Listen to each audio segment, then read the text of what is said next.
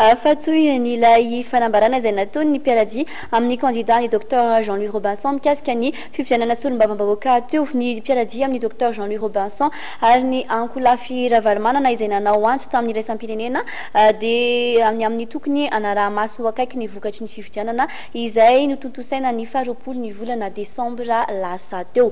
Fa manoloana ny fitantanana gabraraka ao amin'ny tanànan'ny Mahajanga kosa dia nampatsiahy ireo tompon'andraikitry ny commune ny lehibe ny faritra Saïd Ahmad Jafar nambarany ihany koa fa andray andraikitra ny faritra na dia tokony anjaran'ny commune za ny mandray an-tanàna ny fikojakojana ny tanàna.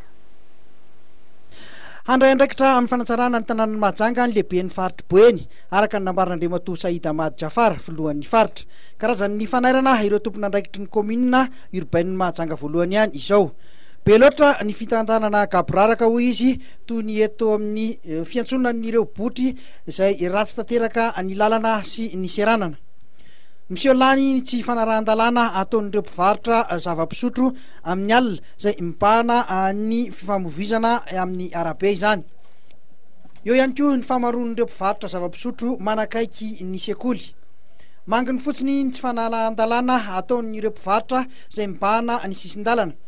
Hita tena olana goavana ihany koa ny faharatsian'ny lalana ity mahazo amin'ny hôpitaly manara-penitra ity ohatra dia efa antaonany maro no tsy nisy fanamboarana kanefa dia lalana izoran'ireo olona mitondra marary izay tokony hamonjy izany hôpitaly izany. Ny faritra dia mahafaritra azy resaka fampandrosoana amin'ny ankapobeny no iantsoroany, eo ihany koa ny karazana tantsoroka ataon'ny région amin'ireny commune indrindrindrindra raha ohatra ka mahita ny région fa mizavatra tsy mety.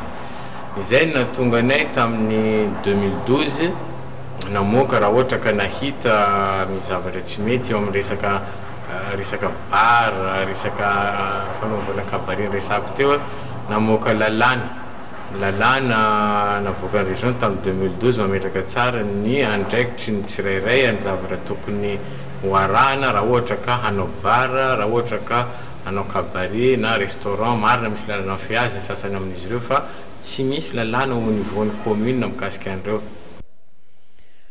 Toeram-pakandrivotra ny olona maro i Mahajanga rehefa fotoam-pialan-tsasatra saingy mampalahelo sy mahamenatra ny zava-misy ao an-tanàna. Andrasana araka izany ny ezaky ny commune izay tompon'andraikitra voalohany ny tanàna amin'ny fanarenana.